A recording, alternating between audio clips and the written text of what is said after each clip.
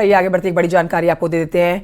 SBSP यानी कि Suheldev Bharatiya Samaj party ने मऊ में बैठक बुलाई है। घोसी लोकसभा चुनाव हारने के बाद समीक्षा की जानी है। सभी मंत्रियों को बुलाया गया है। ओम प्रकाश राजभर पार्टी के सभी नेताओं को 11 बजे पार्टी कार्यालय पहुंचने को कह चुके हैं। तो ओम प्रकाश राजभर के बेटे अरविंद राजभर, जिन्होंने घोसी सीट से चुनाव लड़ा लेकिन हार का सामना करना पड़ा। समाजवादी पार्टी के उम्मीदवार ने जीत दर्ज की है। ऐसे में अब इसी हार की समीक्षा करने के लिए चिंतन मंथन के लिए बैठक बुलाई गई है ओम प्रकाश राजभर की तरफ से। घोसी सीट पर एसबीएसपी की ये हार, जिस पर आज मंथन किया जाना है, समीक्षा की जानी है कि आखिर वजह क्या रही इस हार की, जिस हार की कतई उम्मीद नहीं थी ओम प्रकाश राजभर को। अपने बेटे को घोसी लोकसभा सीट से उन्होंने चुनावी मैदान में उतारा। अरविंद राजभर समाजवादी पार्टी के कैंडिडेट के आगे हार गए। अब ये हार क्यों हुई है, इस हार की बड़ी वजह क्या रही, क्या कारण निकल कर आए, क्यों जनादेश नहीं मिला है, इसी बात के ऊपर चर्चा की जानी है, बैठक की जानी है। अभिषेक राय हमारे सहयोगी जानकारी देंगे इस खबर पर। अभिषेक, ये बैठक कितने बजे होनी है? महत्वपूर्ण ये बैठक हो जाती है क्योंकि अरविंद राजभर जो चुनाव हारे हैं, जिसकी उम्मीद नहीं थी, अब इसी पर चर्चा की जानी है, चिंतन किया जाना है, मंथन किया जाना है। बैठक की बड़ी बातें बताइए। देखिए, आज सोहेलदेव भारतीय समाज पार्टी के राष्ट्रीय अध्यक्ष ओम प्रकाश राजभर एवं एनडीए सरकार में जो मंत्री हैं, वो आज आपातकालीन बैठक बुलाए, जहां वो घोसी लोकसभा चुनाव को हारने के बाद आज मऊ में पहली बार बैठक बुलाए हैं और अपने कार्यालय पर पहुंचे और नेताओं को पहुंचने के लिए बुलाया गया है। हालांकि उनके बेटे जो अरविंद राजभर थे, मऊ से लड़ रहे थे और हार गए, तो उसी की समीक्षा बैठक करने के लिए मऊ पहुंच रहे हैं। 11 बजे बुलाया गया सारे नेताओं को और सारे नेताओं को आदेश भी दिया गया कि जल्द से जल्द पहुंचने के लिए। एक वजह ये भी बोली जाती है कि ओम प्रकाश राजभर के बड़बोलेपन की वजह से भी ये सीट गंवाई गई है।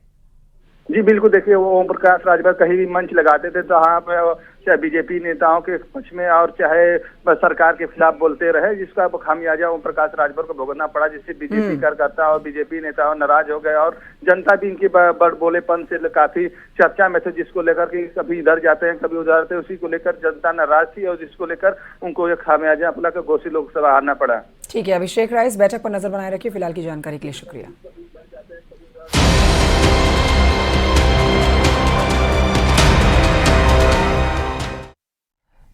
तो देखिए, बीजेपी ने जो सीटें गंवाई हैं उन पर बवाल कट रखा है। मुजफ्फरनगर से हार को लेकर संजीव बालियान का एक बड़ा आरोप सामने आया। उन्होंने आरोप लगाया कि भाई पार्टी के कुछ लोगों ने खुलेआम समाजवादी पार्टी की मदद की है। साथ ही संजीव बालियान ने पार्टी से कार्रवाई की मांग की है। संजीव बालियान अपनी सीट हार चुके हैं। अब इस हार का ठीकरा वो अपने ही पार्टी के और नेताओं पर फोड़ रहे हैं। संगीत सोम का उन्होंने नाम लिया है। अब देखिए, आज एक प्रेस कॉन्फ्रेंस भी होने वाली है संगीत सोम के द्वारा, जिस पर जो आरोप लगाए गए हैं, जवाब उन आरोप पर देंगे आज प्रेस कॉन्फ्रेंस के माध्यम से। मंत्री चुनाव के दौरान संगीत सोम के कई बयान आए, उस बयान का बड़ा नुकसान देखा जा रहा है, अगर माना जाए तो। मुख्यमंत्री की रैली हुई है, रैली होने के बाद तुरंत बाद उनका बयान आता है, लेकिन ऊपरी तल पर मतलब माना जाए प्रदेश अध्यक्ष या कोई कार्रवाई नहीं की गई, जबकि इतने बयान अलग अलग बयान आए। हाँ, मैं उम्मीद करता हूँ कि कार्रवाई होनी चाहिए थी और आगे भी उम्मीद रखूंगा अपनी पार्टी से कि जो बिल्कुल खुले तौर पर जिन्होंने समाजवादी पार्टी का चुनाव लड़ा और यहाँ बड़ी पोजीशन लिए हुए हैं और सरकारी सुविधाएं भी ले रहे हैं, तो कृपया करके पार्टी, मेरा निवेदन रहेगा, पार्टी इस पर शायद ध्यान देगी और कार्रवाई निश्चित।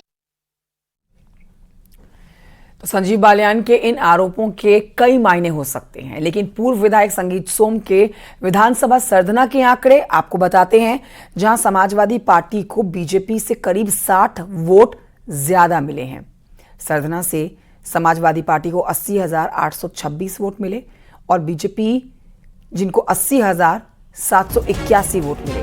संगीत सोम के गांव आलमगीरपुर में और फरीदपुर में बीजेपी को 148 वोट और समाजवादी पार्टी को 153 वोट, यानी कि संगीत सोम के गांव में बीजेपी की हार हुई है।